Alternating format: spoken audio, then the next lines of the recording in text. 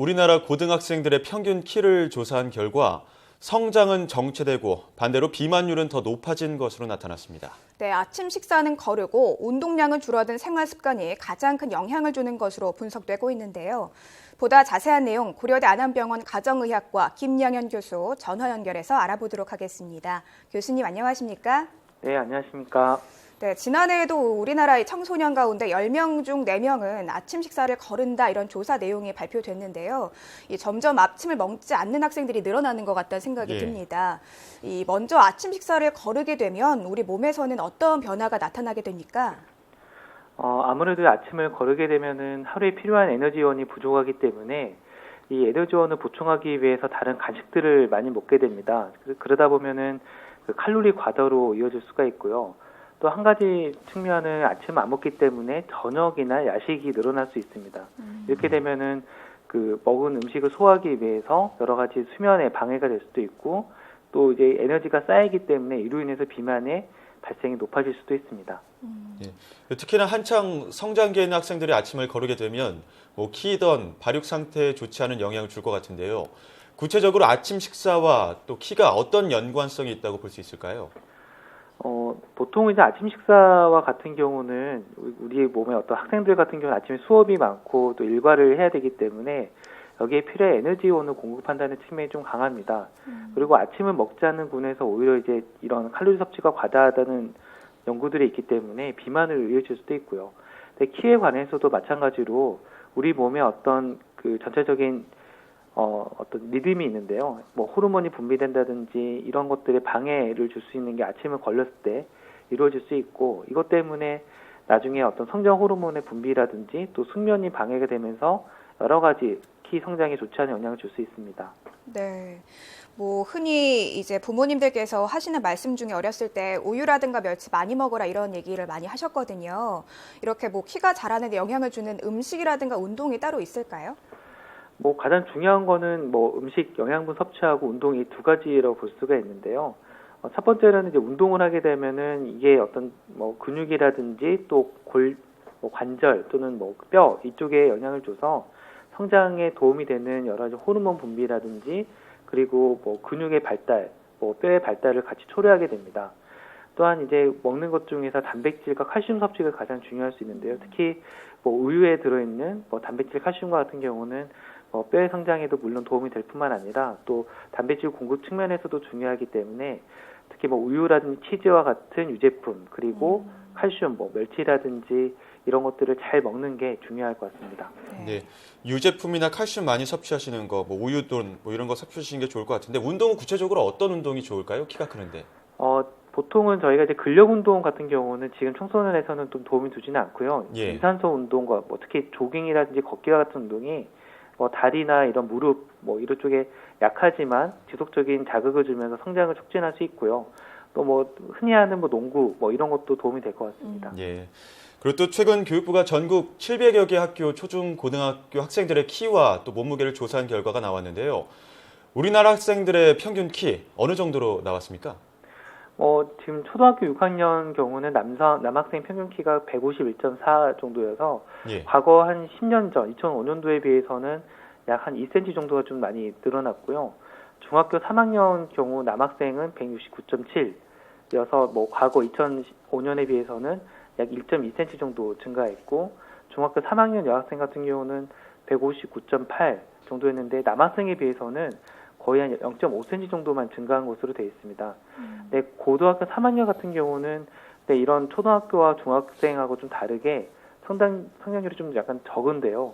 2010년, 2005년도에는 각각 173.7, 173.6cm였는데 이번에는 173.5cm로 큰 변화가 없고 오히려 좀 작아진 경우가 좀 있는 것 같고요. 여학생 같은 경우도 과거에 비해서는 크게 변화가 없는 것 같습니다. 그렇다면 이 고등학교 3학년 학생들 같은 경우에는 초등학교, 중학교와 다르게 키가 줄어들거나 정체됐다고 설명해 주셨는데 그 원인은 무엇이라고 볼 수 있습니까? 만약 이런 분석과 같은 경우는 저희가 어떤 사회생활이나 아니면은 여러 가지 그 환경 혹은 생활 습관 변화가 가장 큰 영향을 줄 수 있을 것 같은데요. 물론 고등학교 3학년 때 굉장히 스트레스를 많이 받고 그렇긴 하지만 이 고등학교 지금 현재 3학년에 속한 그 학생들이 뭐 중학교나 초등학교 때 보통 성장이 대부분 이루어지기 때문에 이때 당시에 어떤 뭐 영양이라든지 학교 급식 또는 운동, 체육 활동이 어떻게 이루어졌는지를 알아보는 게 좀 중요한 요소가 될 수 있고 유독 만약에 고등학교 3학년 지금 현재 있는 그 학생들에게서 이런 키가 어떤 정체가 돼 있다고 한다면 그런 어떤 교육 정책이나 다른 영양 정책에 어떤 문제가 있지 않았나 한번 볼 필요가 있을 것 같습니다. 네. 네. 뭐 운동이라든가 식습관, 스트레스 영향 같은 걸 다각적으로 한번 분석을 해봐야 된다는 말씀을 해주셨는데요. 아침 식사를 거르는 학생의 경우에 이 빈속으로 하루를 시작하기 때문에 과자나 빵 같은 간식으로 또 영양을 채우는 경우도 있다 이런 말씀도 해주셨는데 이런 경우에 비만으로 이어질 가능성은 더 높지 않을까요? 보통 이제 아침을 거르는 경우는 뭐 이 전체적인 칼로리 섭취가 줄어들 것으로 많이 예상을 하지만 예. 실제적으로 연구를 해보면은 아침을 먹는 사람이 아침을 먹지 않는 사람에 비해서 칼로리 섭취가 더 적다라는 연구도 있고요. 또 아침을 먹었을 때 전체적으로 하루 동안 유지되는 포만감이 더 높다라고 하는 연구도 있습니다.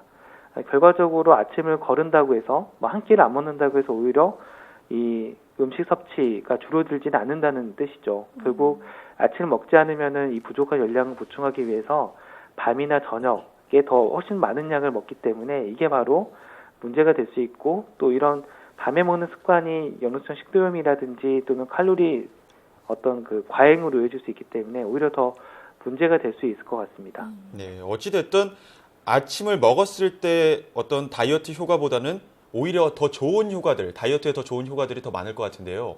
아침을 제때 챙겨 먹기 어려운 경우에는 어떻게 열량을 보충하는 것이 좋을까요? 사실 지금 뭐 학생들 같은 경우는 아침에 굉장히 좀 일어나기가 어렵고 또 이제 먹을 수 있는 시간이 많지가 않은데요. 사실 이럴 때일수록 이제 어머니께서 좀 챙겨주는 것도 굉장히 필요합니다. 근데 이제 맞벌이인 경우는 또 이거를 또 챙겨주기 어렵기 때문에 가능하면은 뭐 좀 아침에 미리 아니면 저녁에 미리 만들어 놓고 음식 같은 경우를 아침에 일어나자마자 한 5분에서 10분 정도에 먹을 수 있도록 하는 게 좀 중요할 것 같고요. 만약에 아침 식사 시간이 충분치 않다면 그 학교에 가서 잠깐이라도 뭔가를 먹을 수 있도록 이런 생활 습관을 길러주는 게 중요하고 특히 빵이라든지 이런 과자류 섭취가 탄수화물이나 지방 함량이 높기 때문에 이런 음식들은 가능한 자제하고 좀 뭐 계란이라든지 우유와 같은 좀 단백질을 좀 더 많이 함유하고 탄수화물도 좀 적절히 들어간 그런 뭐 음식들을 준비하는 게 도움이 될 것 같습니다. 네. 아무래도 이 아침 식사를 거르거나 좀 운동을 하지 않는 습관은 성인까지 이어질 가능성이 크기 때문에 더 우려스러운데요. 마지막으로 우리나라 학생들이 건강한 이 생활 습관을 갖기 위해 뭐 좀 참고하면 좋을 것 같은 그런 방법들이 있을까요? 가장 중요한 거는 영양 섭취라든지 또 수면 그리고 운동 이 세 가지가 가장 중요할 것 같은데요. 특히 이제 영양 섭취 같은 경우는 요즘에는 너무 먹을 게 많기 때문에 가능하면은 과일과 야채를 좀 섞어주는 게 좀 필요할 것 같고요. 네. 이러면서 그 질이 좋은 탄수화물을 먹도록 하는 게 중요하고 수면 같은 경우는 요즘에는 인터넷이나 아니면 휴대폰 또는 이런 게임 같은 걸 하다 보면 늦게 자는 경우가 많아서 특히 방학 때 이런 습관이 깨는 경우가 많습니다. 그래서 수면 습관도 가능한 12시 이전, 그러니까 성장 호르몬이 좀 분비가 될 수 있는 이 시간대에서 수면을 취할 수 있도록 해주는 게 중요하고요. 운동 같은 경우도 공부만 하거나 이런 학원에 가다 보면은 운동할 수 있는 시간이 줄어들 수 있는데 가능하면 일정 시간을 하루에 30분이라도 운동할 수 있는 시간을 주는 게 키의 성장이나 건강에 도움이 될 것 같습니다. 네, 아무래도 학생들이 공부에 굉장히 좀 치중이 돼 있다 보니까 건강에는 소홀해지기가 쉬운데요. 지적해 주신 것처럼 영양 섭취, 운동, 그리고 수면 이렇게 세 가지 요소를 좀 중점적으로 신경 쓰는 게 중요할 것 같다는 생각이 다시 한번 들었습니다. 네, 지금까지 고려대 안암병원 가정의학과 김양현 교수와 함께 이야기 나눴습니다. 교수님 오늘 말씀 잘 들었습니다. 네, 감사합니다. 네, 이렇게 불가피하게 아침 식사를 준비할 시간이라던가 드실 시간이 부족하다면 요즘 건강 주스 만드는 방법도 많이 나와 있으니까요. 균형 있게 섞어서 이렇게 드시면 더 좋을 것 같습니다. 네, 그리고 아무래도 이 청소년기에 좋은 생활 습관을 가질 수 있도록 부모님들께서 신경 써주시는 것도 무척 중요할 것 같습니다.